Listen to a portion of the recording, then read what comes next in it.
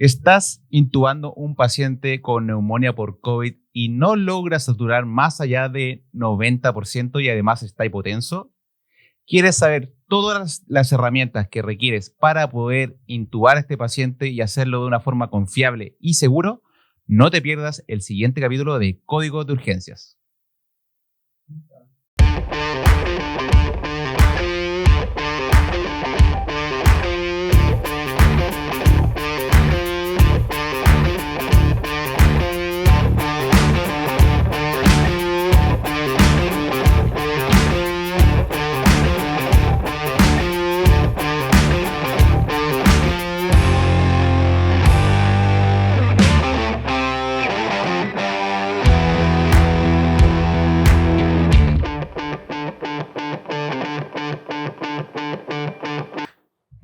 Y bienvenidos a un nuevo capítulo de Código de Urgencias, donde cada semana te ayudamos a que domine el mundo de la medicina de urgencia y así los pacientes tengan mejores resultados.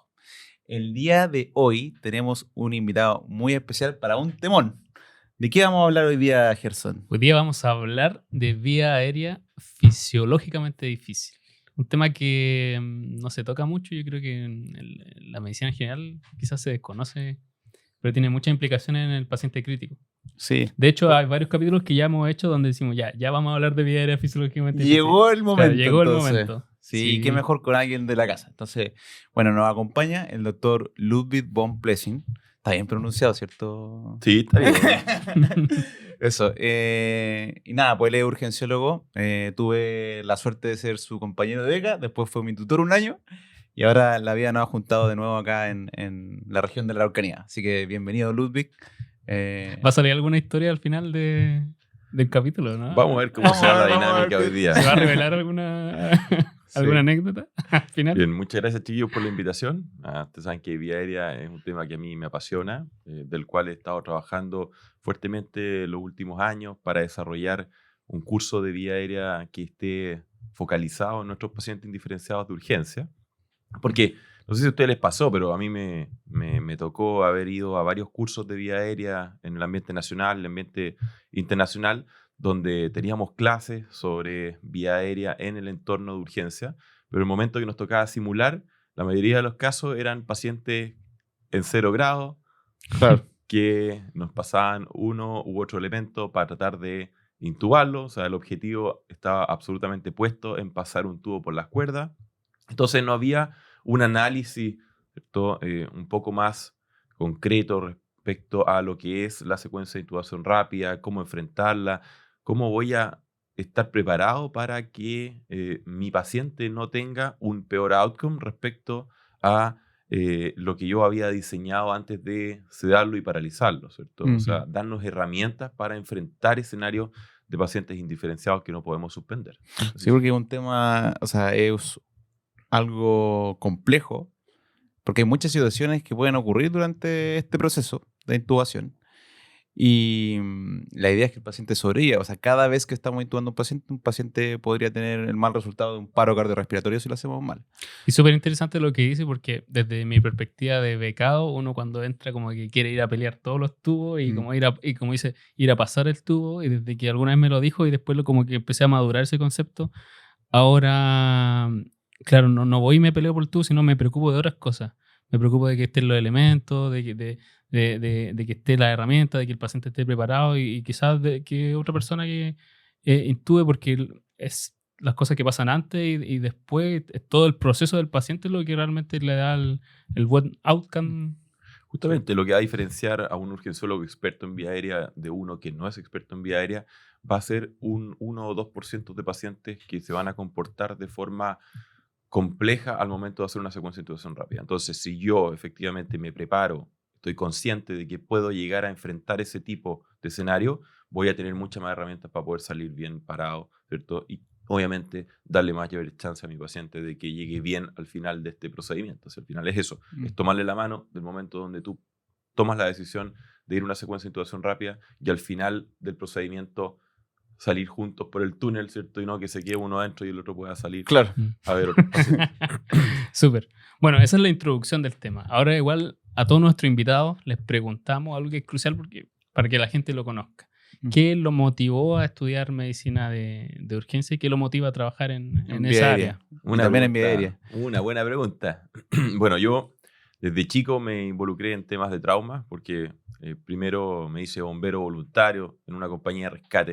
Entonces, de los 14 años empecé a ver que estos escenarios, ¿cierto? Donde había gente herida, donde efectivamente teníamos que hacer algunas técnicas que en ese momento no estaba en el colegio, no tenía ninguna herramienta para ejecutarla, me fue metiendo un bichito, ¿cierto? Un querer ayudar al otro en estos escenarios donde vivían episodios complejos en términos de salud. Y bueno, ya a los 18 años dije, ya quiero estudiar medicina. Tenía familiares que también eran médicos y uno de ellos era ginecólogo y me metía en la cabeza que tenía que ser ginecólogo. No sé cómo hoy día estamos hablando de vía aérea, si ese era al parecer el destino, ¿cierto? Al entrar a medicina, pero rápidamente, en segundo, tercero, me di cuenta de que habían otras especialidades más entretenidas, como anestesia, y empecé a vincularme con algunos anestesistas, traté de ir a meterme a pabellón para ver todo lo que era esto de la vía aérea, y la verdad es que después de hacer una pequeña rotación en anestesia me di cuenta que no era lo mío.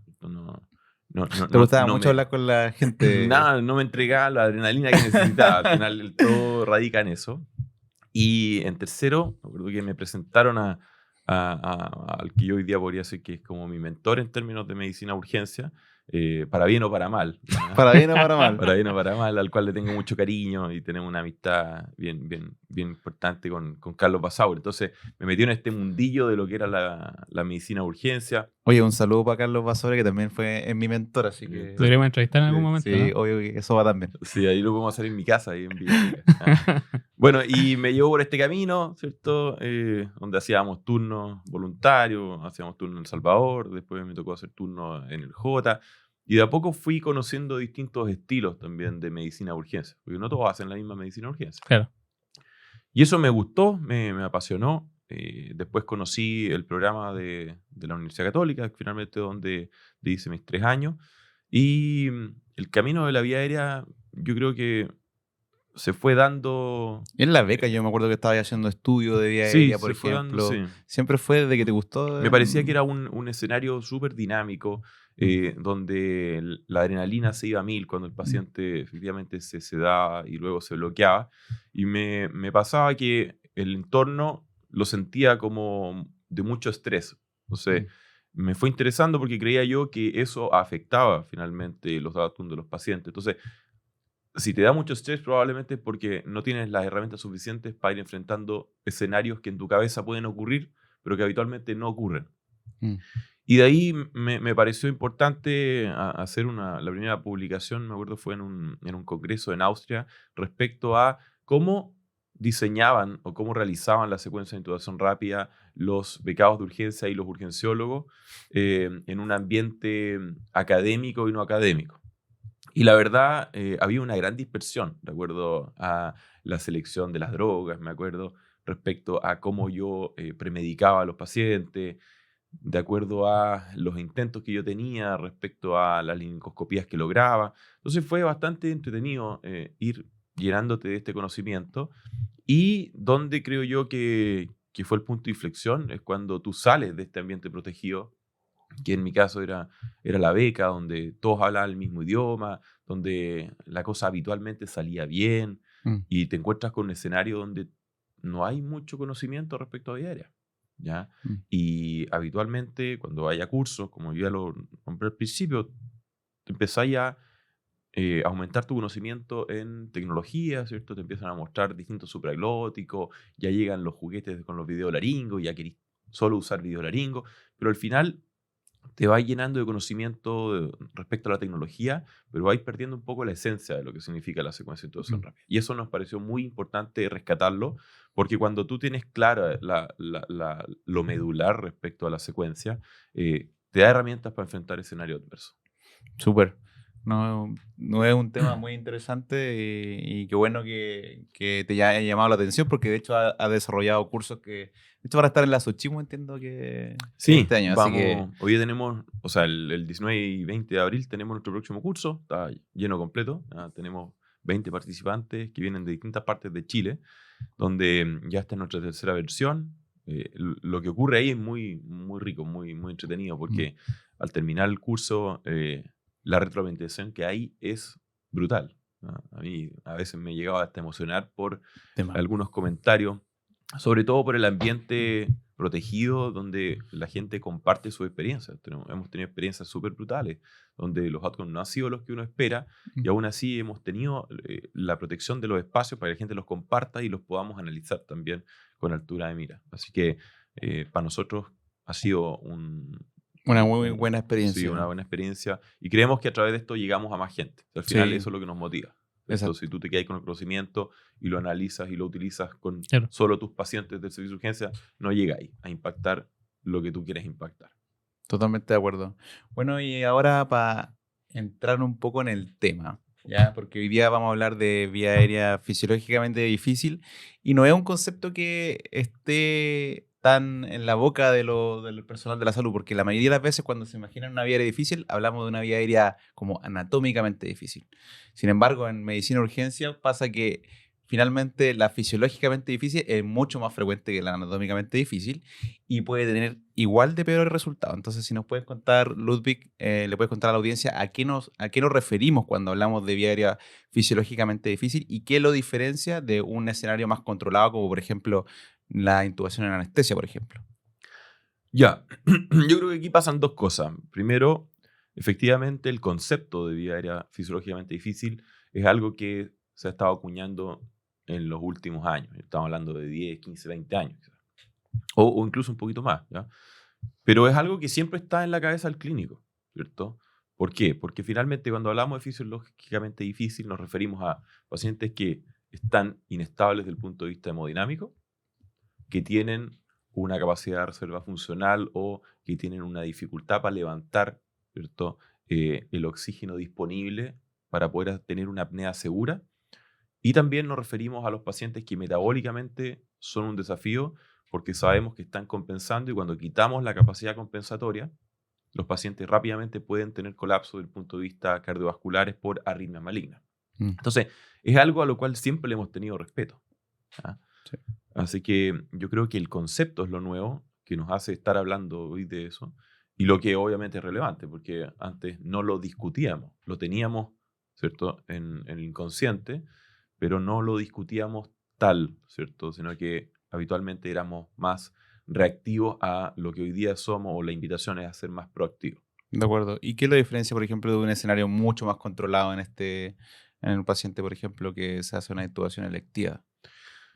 Bueno, yo, como te decía al principio, yo creo que si yo veo a todos mis pacientes como potenciales vía aérea fisiológicamente difíciles, voy a estar siempre preparado, ¿ya? Entonces la invitación es a buscarlos aún más, ¿cierto? Tenemos un gran número de pacientes que en un mes, por ejemplo, van a una secuencia de intubación rápida y la mayoría de ellos no viene gritando que están hipotensos.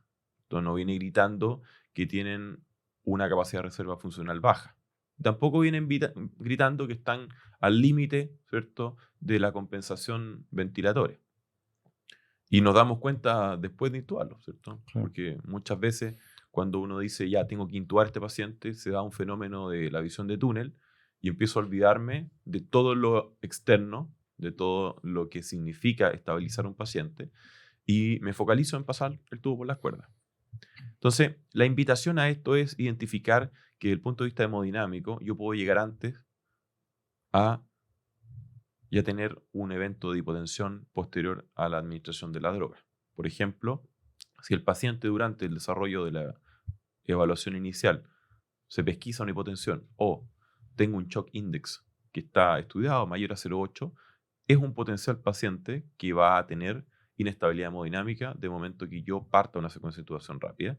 Y eso conlleva una serie de procesos para tratar de limitar al máximo Claro. ese mal desenlace. Ahora, hay que entender que sobre un 45% de los pacientes que van a una secuencia de intubación rápida tienen un evento adverso mayor en contexto de el uso de inductor, uso de bloqueo neuromuscular. Y eso tiene que ver con esta vía aérea fisiológicamente difícil, que hasta un 2 a 4% está descrito, puede tener un colapso cardiovascular.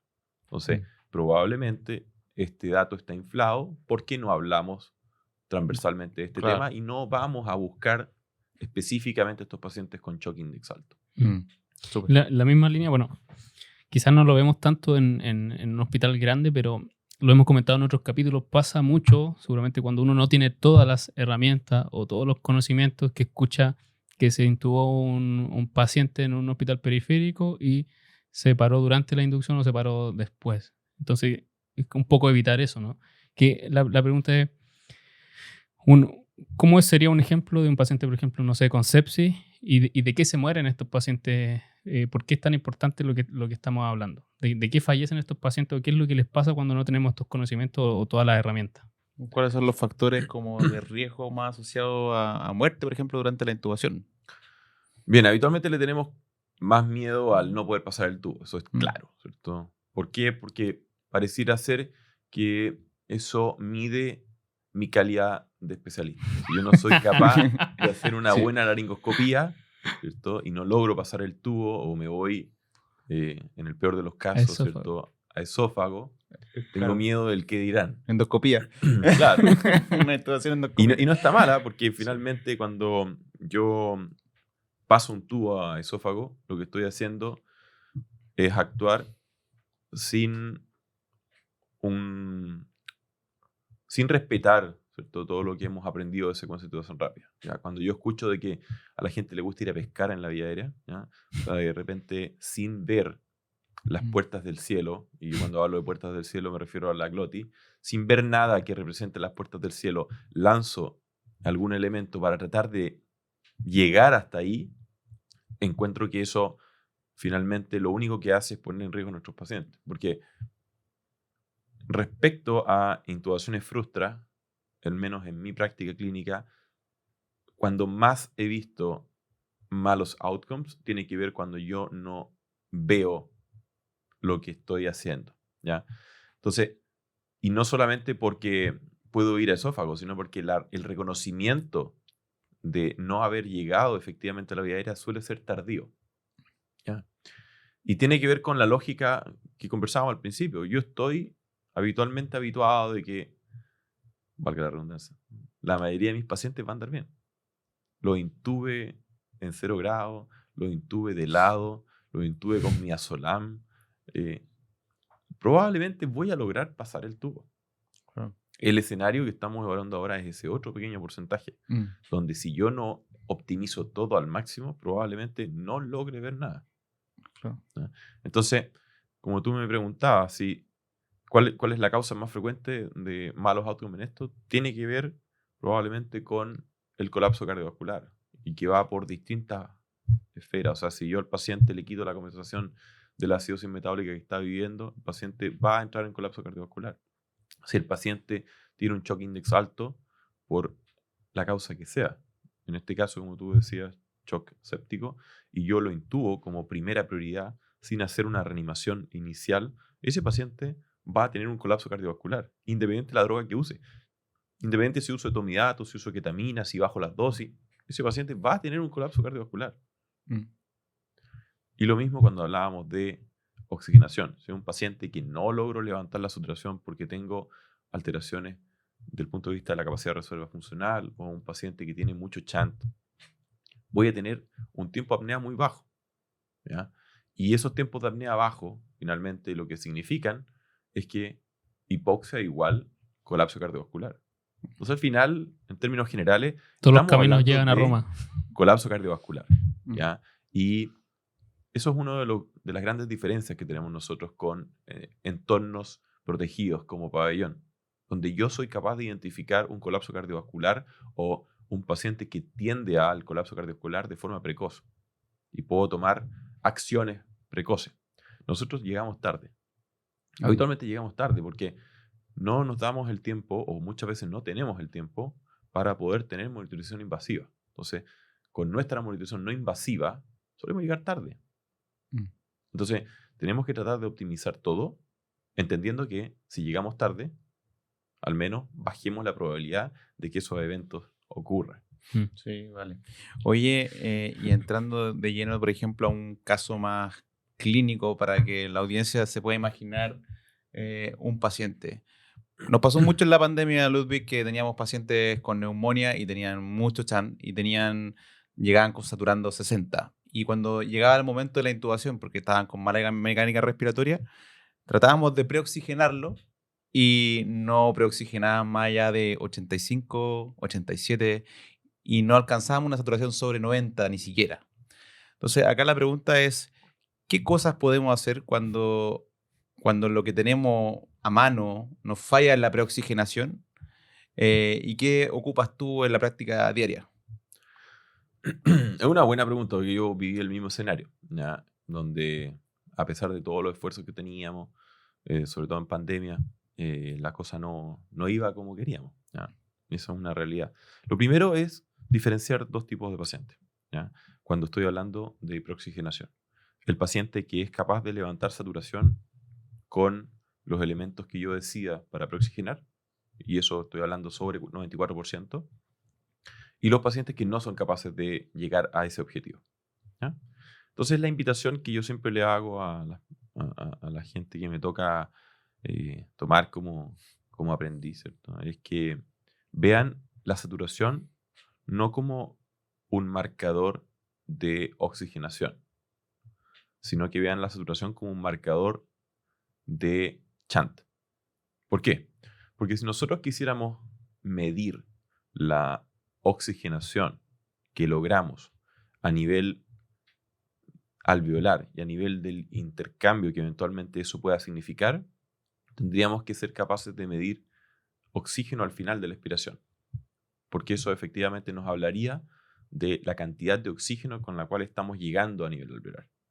Si nosotros utilizamos un dispositivo como una mascarilla con bolsa, con sus válvulas bien puestas, que lo tenemos seteado, ¿cierto?, a nuestro flujómetro al máximo, eso rondea entre 40 y 45 litros por minuto, y asociado a eso le sumamos una naricera a 15 litros por minuto, sabemos que en estudios no hay una inferioridad respecto a, por ejemplo, utilizar un dispositivo bolsa válvula mascarilla, ¿ya?, en términos de oxigenación.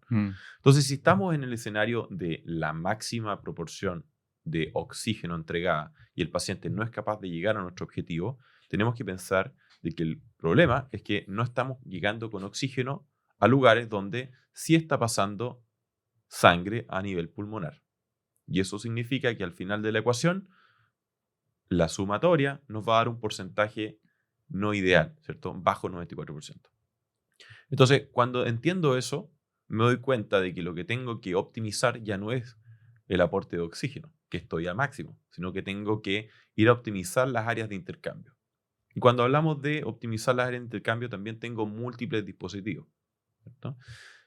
Y ahí cuando uno de repente empieza a analizar esto con cierta flexibilidad, en el sentido que yo he visto escenarios donde no logran llegar al 94%, eso significaría utilizar algún elemento que proporcione PIB, pero muchas veces por términos donde la gente dice, pucha, pero abrir un ventilador circuito, vacío. ¿cierto? ¿Será justificado? Claro. O eventualmente, chuta, ya lo tengo al máximo, ¿por qué no mejor le damos nomás? Si yo soy experto, yo quiero que me vaya a demorar 10 segundos, si de los 100 que intubo, 99 me salen en 15 segundos. Claro. Bueno, ese es el escenario que nosotros invitamos a dejar de utilizar, ¿ya? Entonces, cuando estamos frente a ese tipo de pacientes, como habíamos conversado, tenemos que optimizar las áreas de intercambio. Y tenemos elementos para hacerlo, ¿ya? Y cuando decidimos, por ejemplo, utilizar un no invasivo, ¿ya?, ese no invasivo no solamente nos va a servir para mejorar el intercambio, sino además nos va a proporcionar mucha información. Porque como está adosado a un lector de flujo, podemos saber cuánto está consumiendo ese paciente por minuto, podemos saber qué FR tiene efectivamente, y esas cosas nos van a permitir optimizar al máximo la salida después de que el paciente termina su proceso de ser intubado. Así que es información que nos sirve. Y hablando de eso, obviamente, lo primero que tengo que hacer para hacer una buena preoxigenación, además de seleccionar bien el dispositivo, es utilizar cosas que estén probadas desde el punto de vista de la evidencia. Lo primero es la posición. Entonces, si yo quiero preoxigenar a un paciente, tengo que ir a la mejor posición probada que le permite aumentar al máximo su capacidad de reserva funcional. Y eso significa posición sentado, ¿ya? Si yo soy capaz de mantenerlo en esa posición, estoy dándole ya la chance máxima del punto de vista de posición de lograr la máxima saturación. Después de eso, cuando hablamos de dispositivos, esto también lo hablamos un poco en la jornada. No todos los dispositivos de bolsa, válvula, mascarilla tienen Son iguales. una buena FIO2 para poder preoxigenar. ¿Por qué? Porque no están diseñados para eso, ¿cierto? Por eso se llaman resucitadores manuales, porque están diseñados para reanimar. Y eso quiere decir entregar aire oxigenado, ¿ya? A través de la acción de la bolsa, no de que el paciente haga, ¿cierto?, una acción de inspirar el aire que está almacenado en la bolsa. Entonces, hay algunas, dependiendo de su diseño y dependiendo de ciertos elementos que tienen que traer adosados, que mezclan mucho con aire del ambiente. Y eso hace caer mucho la FIO2 resultante. Así que, primero, seleccionar bien los dispositivos, optimizar al máximo la posición. Y lo otro que es muy relevante es en qué momento debo detener o descontinuar la preoxigenación. Porque al final, lo que yo estoy haciendo con la preoxigenación es tratando de que la composición del aire en el alveolo sea lo más rico posible en oxígeno, o sea, desnitrogenarla. Pero si yo a ese paciente le retiro los elementos de preoxigenación antes de que entre en apnea, ese paciente va a tener rápidamente un cambio en ese porcentaje final a nivel alveolar si incluso con una inspiración mete aire ambiental. Entonces, siempre es muy importante recordar que los dispositivos de preoxigenación se sacan solo cuando el paciente entra en apnea. De lo contrario, voy a tener una disminución del porcentaje de oxígeno a nivel alveolar.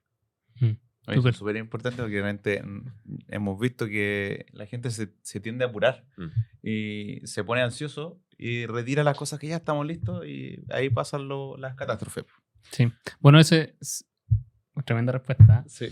Y ahí recuerdo que hice el curso de vía aérea, o estaba ahí acompañando, y también aprendí que también uno cree que hay un solo dispositivo, bolsa, válvula, mascarilla, una marca súper conocida, pero hay varios y cada uno tiene como su tiempo de vida útil, cada uno también hay ciertas pequeñas diferencias entre la FIO2 total y lo del tiempo es súper importante, y efectivamente uno está ahí en el proceso y ya dice, ya lo preoxigené como 3-5 minutos, y vamos, y lo saca, y entre que te pasan cosas, vas perdiendo el efecto que buscaste inicialmente con ese dispositivo. Sí, justamente lo que tú dices, hay dos grandes grupos de bolsa, válvula, mascarilla. Están las de pico de pato, que se llaman, y están las de disco, ¿ya? Y efectivamente tienen formas de funcionar muy distintas, ¿ya? Y el problema es que cuando uno analiza lo que reportan desde el fabricante, habitualmente hablan de FIO2, pero respecto a circuito cerrado, no respecto a demanda proporcionada por el paciente. Lo que quiere decir que es desconocida. Sí, ¿ya? Y como es desconocida, tenemos que ir a la evidencia de distintos grupos que han probado las distintas bolsas, válvulas, mascarillas en escenarios controlados. Y ahí uno puede entender lo que tiene a la mano para efectivamente preoxigenar de buena forma, ¿ya? Así que, como tú dices, eso es un punto muy, muy relevante. Súper. Bueno, eso sería con respecto a la hipoxemia en relación a la vía aérea fisiológicamente difícil. Me gustaría igual que nos pudiera hablar sobre la hemodinamia inestable, sobre el paciente hipotenso. ¿Qué medidas podemos abordar en este paciente que puede llegar hipotenso desde muchas vías clínicas, de muchos escenarios clínicos, y también qué tipo de monitorización nos gustaría tener o qué herramientas podemos tener a la mano deseables para enfrentar esa situación? Desde lo básico, de lo que podrían tener en un CEFAM, hasta lo que deberíamos tener en un reanimador, digamos, de alta complejidad. Bien, bueno, yo creo que esa respuesta hay que abordarla de distintos puntos de vista. Lo primero es entender que la gente no se muere porque no tiene un tubo a través de las cuerdas. Eso es lo más importante y lo que siempre debo recordar cuando me encuentro frente a un paciente que está pasándolo mal y al cual yo creo que tenemos que ir hacia una protección de la vía aérea, ¿ya? Y cuando yo entiendo eso, cambio un poco mi forma de trabajar. ¿Por qué? Porque entiendo de que el tiempo que tengo disponible, tengo que dedicarlo a optimizar al máximo cada uno de estos factores, finalmente, que hablan de lo más básico del paciente, que tiene que ver con su oxigenación, su hemodinamia, su estado metabólico. Entonces, si tú me preguntas cómo puedo enfrentar este tipo de paciente, lo primero es terminar siempre la reanimación antes de ir al procedimiento. ¿Y qué significa? Identificarlo bien, analizar qué es lo que le falta, proporcionar lo que yo estimo que le falta, que puede ser fluidos, ya sean Ringer, suero fisiológico, Hemoderivados. hemoderivados. Si es que el paciente, a pesar de eso, necesita droga vasoactiva, el mejor momento no es un push dose post administración de inductores y bloqueadores musculares, es antes del procedimiento. Y además, si estoy ante pacientes que no logré identificar como vía aérea fisiológicamente difícil, tengo que tener medidas de rescate inmediatas. ¿Ya? Todos hemos vivido estos escenarios donde el paciente tiene fenómenos de hipotensión posterior a la administración de los fármacos y posterior incluso después de haber pasado el tubo. Y ahí decidimos pedirle a la enfermera que nos prepare un push dose, como si la cosa fuera inmediata. Claro. O bradicardia de repente me ha pasado. Lógico, entonces tenemos que estar preparados, eso tiene que estar al lado del paciente y tenemos que instruir, educar a nuestro equipo para que esto le salga natural. No puede ser que solo ante la adversidad pidamos que nos preparen un push dose, porque al final lo que hace es que no tenemos a nuestro personal entrenado. Entonces tenemos que habituarlo al push dose, tenemos que habituarlo a la preparación de las drogas vasoactivas rápidas, tenemos que habituarlo a entender que la vía periférica es una buena vía de administración de droga vasoactiva en el periodo inicial. Y cuando eso se entiende, yo soy capaz de mejorar al máximo todos los procesos antes de ir a una secuencia de intubación rápida. Entonces, repito, identificar es lo primero, tratar o reanimar es lo segundo, y lo tercero, finalmente, sería estar siempre preparado ante la incapacidad del clínico de haber anticipado una vía fisiológicamente difícil. ¿Ya? Y eso quiere decir tener tu reanimador listo cada vez que tú llegas a turno con un push dose que dura 24 horas, preparado por la enfermera que va a estar de turno, por ejemplo. Súper. Y de la monitorización, Ludwig, ¿qué te gustaría tener? Sí, en el mundo ideal, digamos. O sea, en esos pacientes yo creo más críticos, yo creo que vaya a estar de acuerdo porque la mayoría de las veces nosotros seteamos el manguito, obviamente no es apretarlo una vez y dejarlo ahí, como muchas veces lo hemos visto, sino que lo seteamos a horario y ese horario al minuto, 2 minutos. Pero si estuviera en el mundo ideal... La pregunta es si el tiempo invertido en mayor monitorización es hipotecar las probabilidades de andar bien respecto al paciente. Si eso no es tal, yo creo que tenemos que tener la mejor monitorización previo al procedimiento. Ahora, ¿por qué creo yo que hoy tengo esta visión? Porque yo antes te habría dicho que no, que con la no invasiva basta, pero me ha tocado mucho ver que los pacientes no van a una, por ejemplo, una línea arterial, los intubamos con no invasivo, entendiendo que lo más importante en ese momento para el clínico es pasar un tubo por las cuerdas, terminan el proceso, ponen un catéter central, ponen sedoanalgesia y después ponen la línea arterial. Entonces, la invitación es, si yo tengo la capacidad técnica de invadir a mi paciente y monitorizarlo de forma invasiva, traten de usarlo a su favor. Traten de usarlo antes de los procedimientos que puedan generar inestabilidad.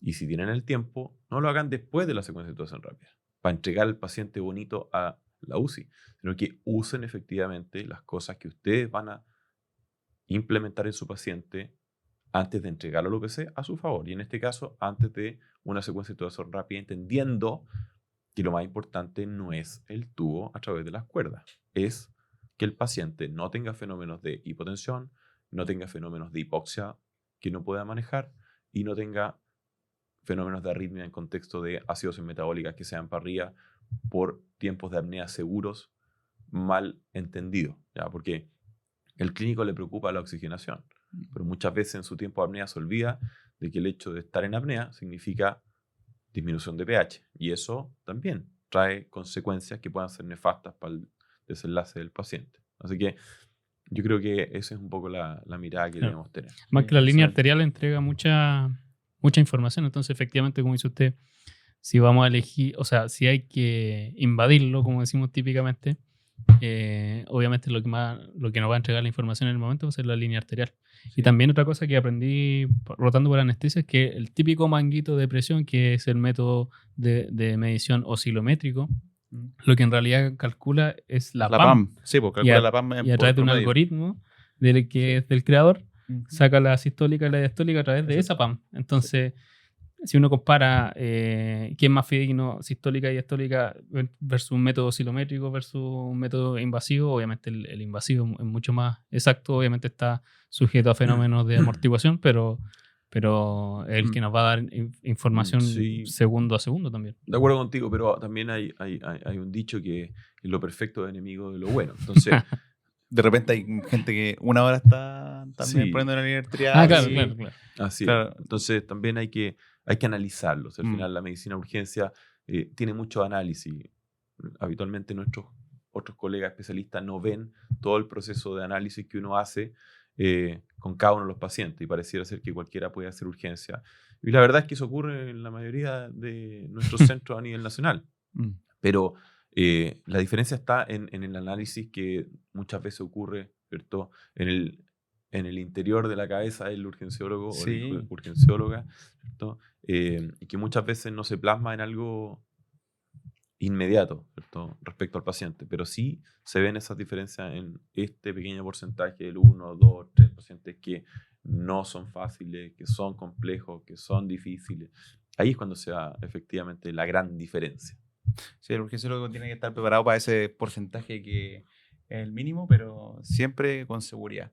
Oye, Ludwig, poniéndote en otro escenario, porque ya hablamos un poco del paciente que está Hipoxemia, hipotensión. hipoxémico, hipotenso. Nos falta. Vamos al caso clínico, ¿ya?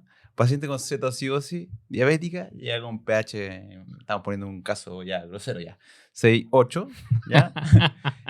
Y llega, lamentablemente, tú ves que ya no hay compensación respiratoria y por lo tanto estáis pensando en que tenéis que intubarlo. Es un caso complejo, hay muchos factores asociados, pero en el caso de acidosis metabólica, donde la compensación respiratoria, como dijiste, si se la quitamos puede producir un colapso cardiovascular, ¿qué cosas tú optimizas, qué cosas tú miras antes de proceder a hacer la secuencia rápida de intubación? Bueno, lo primero es no intubarlo. Ya. Tratar de salvarlo sobre todo de no Sí. intubarlo, ¿de acuerdo? De hecho, que eso es como. lo más clave. este caso. Uno de médico general no te enseñan eso en el pregrado. ¿eh? Y si claro, uno ve una cetosis que viene mal, antes que te tome esos gases y sepas que tiene un pH de 6,8, un paciente que probablemente se va a ir, pero mal, y te va a picar ese bichito, este paciente hay que intubarlo antes de cualquier cosa. Antes de reanimarlo, probablemente va a pensar, chuta, tengo que ir a asegurar vía aérea y probablemente va a ser el peor error.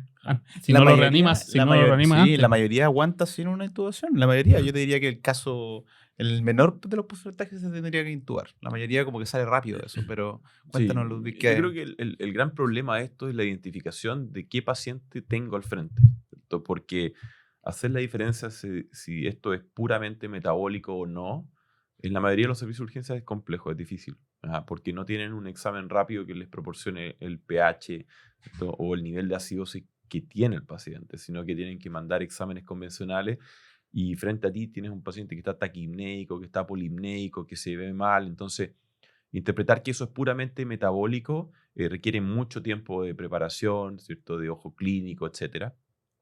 Entonces, no es fácil, eso es lo primero. Saber que mi paciente es fisiológicamente difícil por una causa metabólica, ¿ya?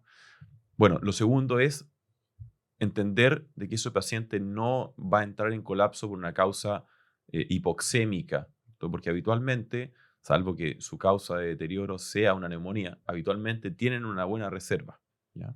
Y es lo que vemos, están levantando volúmenes brutales para compensar. Pero se ve muy mal del punto de vista de la evaluación primaria de la B, ¿cierto? Está taquipnéico, está polipnéico. Puedo caer en la tentación de creer que esto es puramente pulmonar también, ¿ya? Entonces, lo primero es optimizar al máximo la reanimación. Tratar de ganar pequeños puntitos en ese pH para darle el mejor tiempo de apnea seguro. Y no del punto de vista de oxigenación, sino que del punto de vista de el estancamiento del CO2, que al final ese es nuestro temor. Mientras más tiempo pasa, más CO2 almacenado y por consiguiente menor pH. Y eso igual a arritmia maligna. Entonces, aquí hay que atacarlo desde ese punto de vista. Tengo que optimizar la causa que tiene a mi paciente así deteriorado. Tengo que buscar, a como dé lugar, evitar la intubación. Y esto también es algo que me gusta conversar harto con la gente que trabaja conmigo, que el urgenciólogo tiene que ser capaz de cambiar sus decisiones de acuerdo al segundo que está viendo el paciente. O sea, si yo determino que lo quiero intubar y a los 3 minutos el paciente está un poco mejor y me doy cuenta que esto es metabólico, no es necesariamente puramente pulmonar, puedo ir variando mis decisiones. Porque me ha tocado encontrarme con que la gente siente que pierde validez cuando toma una decisión y a los 5 minutos quiere cambiar la decisión. Hay que entender que Eso es nuestra idiosincrasia, esa porque es nuestra dinámica, realidad. O sea, los pacientes cambian a cada rato y tal como cambian a cada rato su fisiología, tú puedes y tienes a veces que cambiar de decisión, siempre favoreciendo el mejor outcome del paciente. Totalmente de acuerdo con eso. Oye, ¿puedo acotar algo? Eso sea, yo creo que en todos los estamentos de la urgencia, porque se me vino al tiro a la mente un colega enfermero que hizo una presentación en la Xochimilco, nacional, en el Congreso Nacional, y planteó la pregunta, ¿qué hace que un enfermero o enfermera en la urgencia sea bueno? Y todos se empezaban a mirar. Dijo, es el que sabe tomar las mejores decisiones. Desde el que está priorizando, desde el que está atendiendo, desde el que está regulando, coordinando las camas. El que toma las mejores decisiones es el que se desempeña mejor en la urgencia, porque al final la urgencia es mucho de tomar decisiones a cada momento. Obviamente, entre más conocimiento tenga uno, esas decisiones son mejor fundadas. Entre más conocimiento y experiencia, las decisiones son mejores. claro, un poco de flexibilidad, el versátil, esto tiene que ver con cambiar de decisiones, y no quiero decir que esto sea una voltereta No, en obvio que términos no. de salud, sino que tiene que ver con cambio de decisiones con un fundamento, ¿ya? Y eso significa que yo no pierdo al paciente como centro en cada una de mis decisiones, ¿ya? O sea, si yo lo mantengo siempre como el foco de mis decisiones, yo voy a ser capaz de ir variando para poder construir un tratamiento que se ajuste como un guante, ¿ya? Y no una receta de cocina, que al final es lo que pasa cuando yo tomo una decisión y no la cambio independiente de la evolución de mi paciente en el inmediato. Así que eso es algo que también se aplica mucho en estos escenarios. Lo tercero, si yo ya optimicé al máximo el estado de mi paciente, reconocí que efectivamente era un paciente que estaba viviendo un momento complejo desde el punto de vista metabólico, hice todo lo que podía para evitar la intubación y ya sé que no puedo ir porque el paciente está entrando en una curva sin retorno que tiene que ver, pierde su compensación y yo lo voy a ayudar a volver a compensar. Ese es el objetivo. Yo lo voy a intubar no para proteger su vía aérea, ¿ya? No para enfrentar el compromiso de conciencia producto del momento final de la compensación del metabólico. Lo estoy haciendo para ayudarlo a mantener lo que estaba ya haciendo, pero que se le está acabando la fuerza. Claro. ¿Ya? Es tomarlo de la mano y decirle, yo voy a estar contigo para que juntos compensemos lo que tú ya venías haciendo, pero se te está acabando la fuerza, así que yo te voy a ayudar a mantener esa fuerza. Ese es el concepto. Entonces, de momento que yo entiendo eso, y no que lo estoy intubando para proteger necesariamente la vía aérea, busco el mejor momento para hacerlo, ¿ya? Y busco el mejor momento tratando de mantener lo que estaba haciendo el paciente mientras lo voy ayudando. Y eso quiere decir que mientras menos tiempo lo tenga en apnea, mejor. Y que si me preguntan, va a depender del escenario que estoy enfrentando. Si es un paciente que todavía está colaborador, que me puede apoyar, tratemos de mantener su intención de ventilación mientras lo estoy intubando. Si el paciente no es ideal para eso, tengo que buscar algunas drogas que eventualmente puedan tener por objetivo también mantener la intención ventilatoria mientras yo estoy haciendo el proceso de intubación.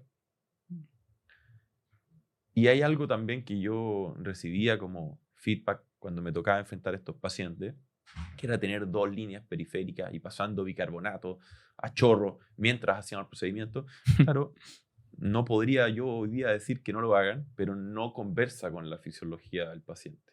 Entonces, si yo tengo un momento de compensación máxima de eliminación de CO2 y entiendo que mi bicarbonato va a aumentar el pH a través de mayor generación de CO2, probablemente no tenga un impacto real en disminuir el riesgo del punto de vista del colapso cardiovascular de origen metabólico. ¿Ya? Entonces no podría decir que no lo usen. Si están en ese escenario, es un paciente que se está batiendo entre la vida y la muerte. Hoy día, desde el punto de vista fisiopatológico, no tiene un asidero.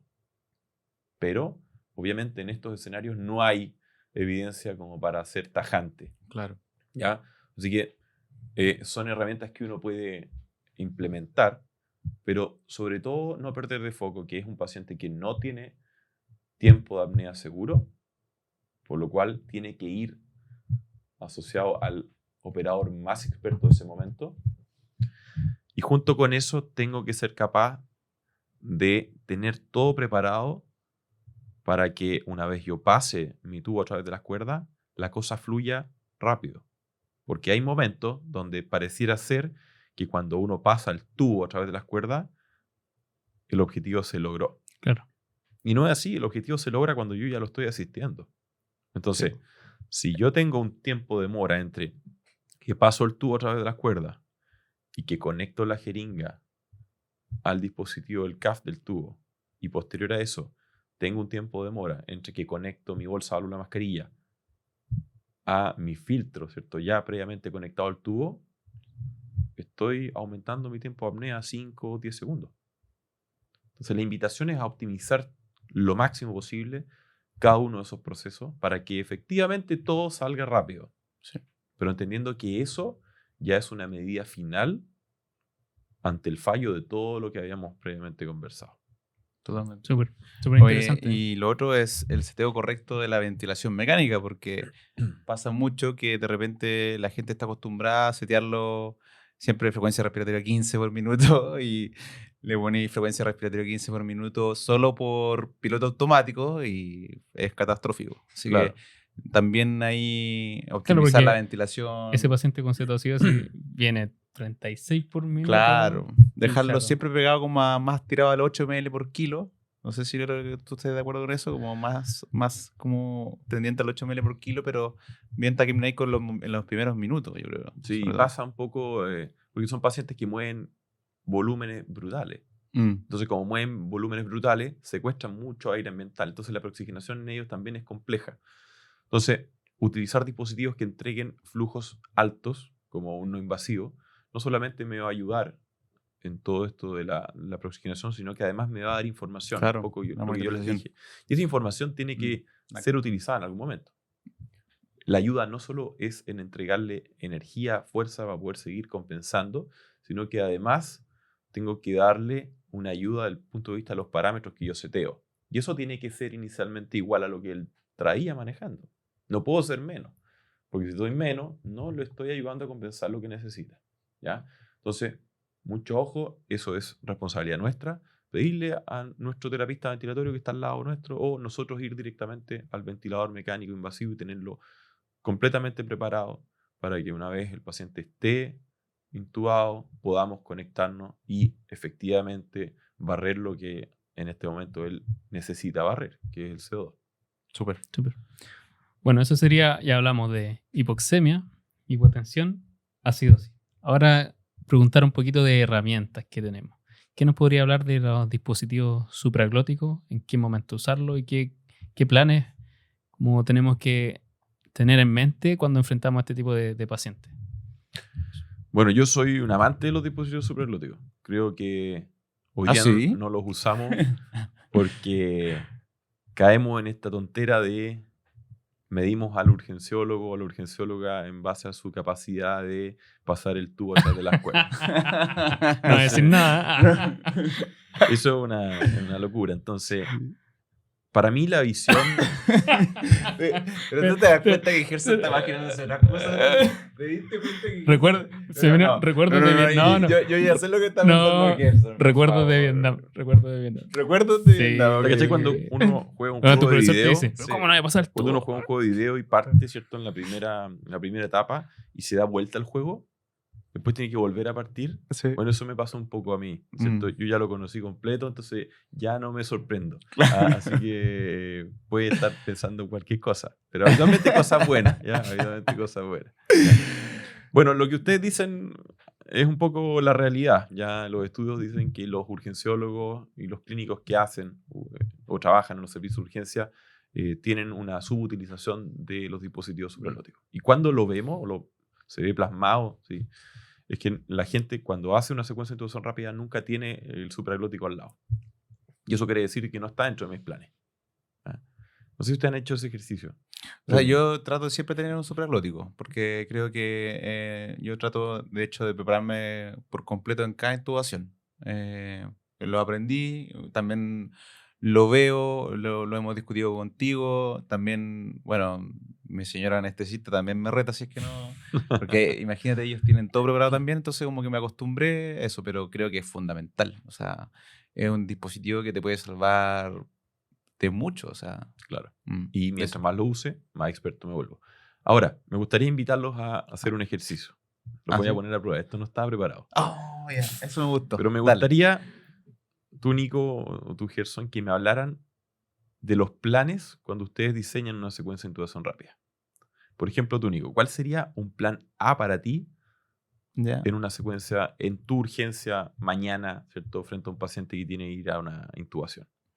Mi plan A sería como, bueno, tener obviamente todo a mano, obviamente la aspiración, la cánula Mayo, tener el dispositivo supraglótico a mano, ¿cómo se llama? El boogie, el vidalaringo, obviamente, todo lo que tengo a mano dispuesto, pero el plan A será intubarlo probablemente.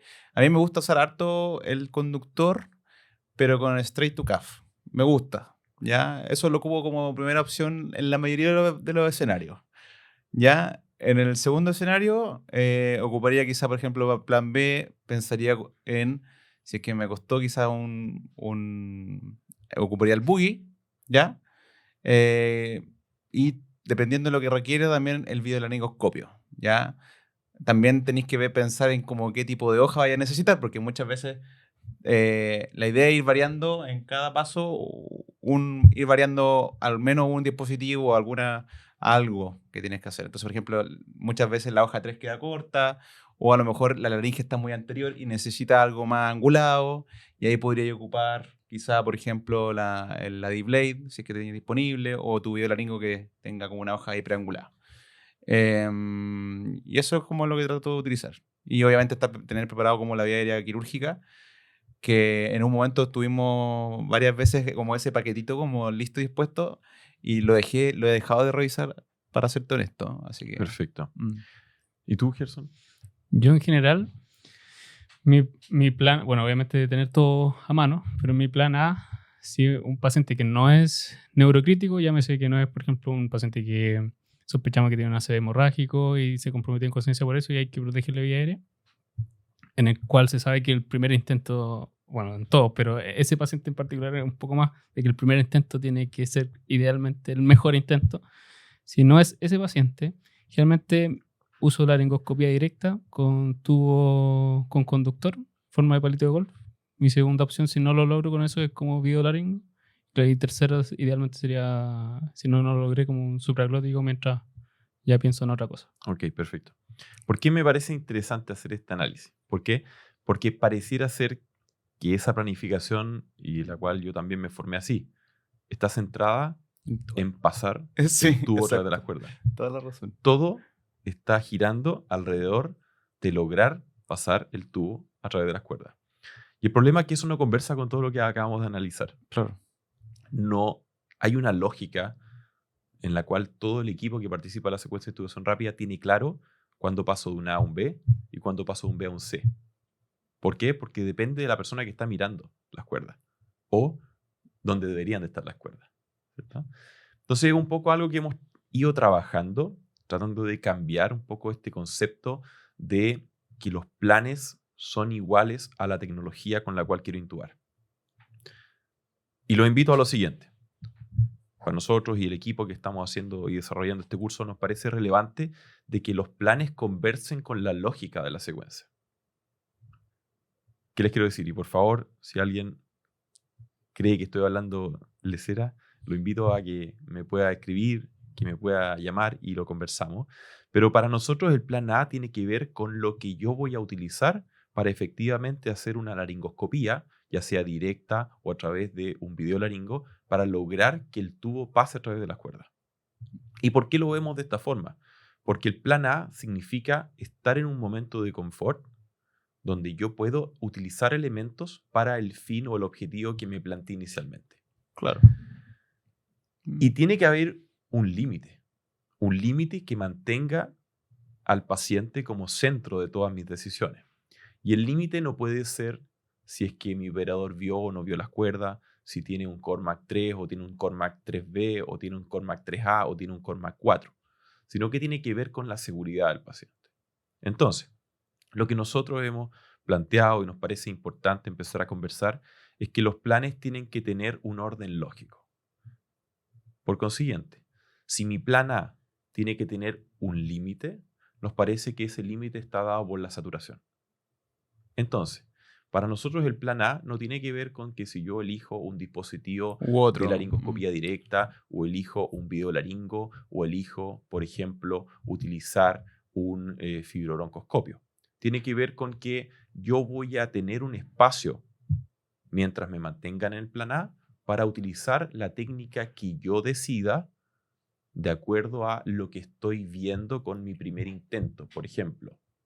Entonces, para nosotros el plan A va a ser un laringoscopio directo, va a ser un videolaringoscopio, por ejemplo, como segunda opción. Si yo al hacer la primera visualización veo que me va a ir mejor con un videolaringoscopio, o va a ser eventualmente un videobroncoscopio asociado a un segundo operador que me haga una laringoscopía directa.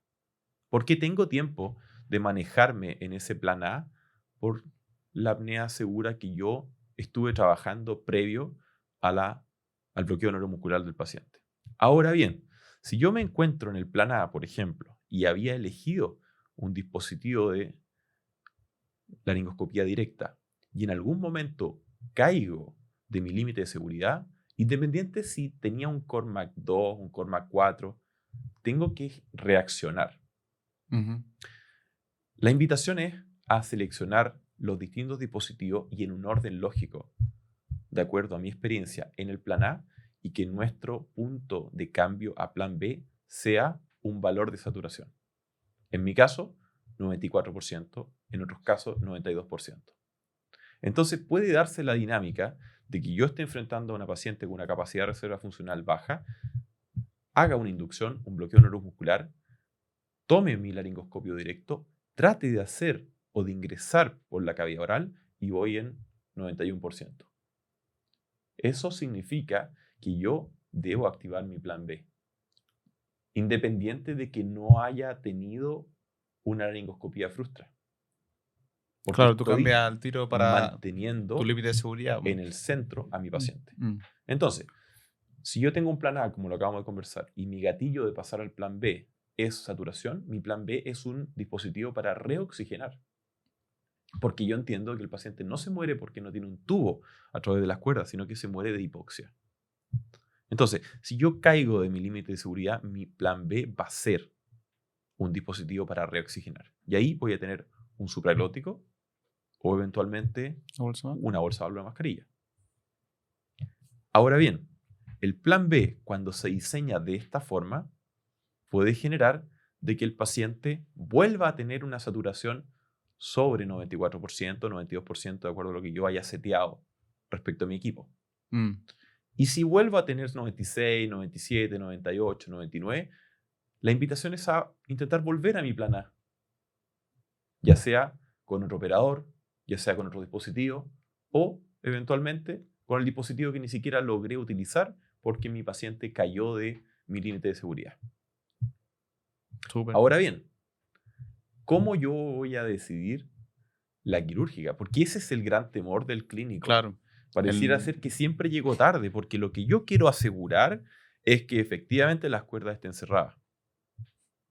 Pero muchas veces no lo voy a poder ver y voy a tener que reaccionar a mi plan C sin tener un 100% de claridad que lo necesita.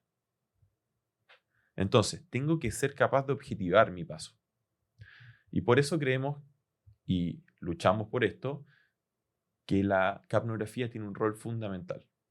Porque si la saturación habla del oxígeno disponible para mantenerlo en este plan A, la capnografía me habla de mi capacidad en ese momento de ventilarlo.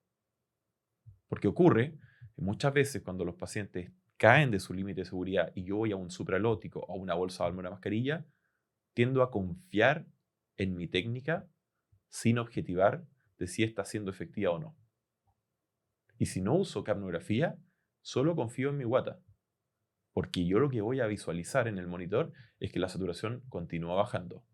Claro. Y confío En que de que estoy el dios de la ventilándolo. urgencia va a hacer Va a de hacer que que esa repunte. saturación repunte y me lleve nuevamente a mi rango de seguridad.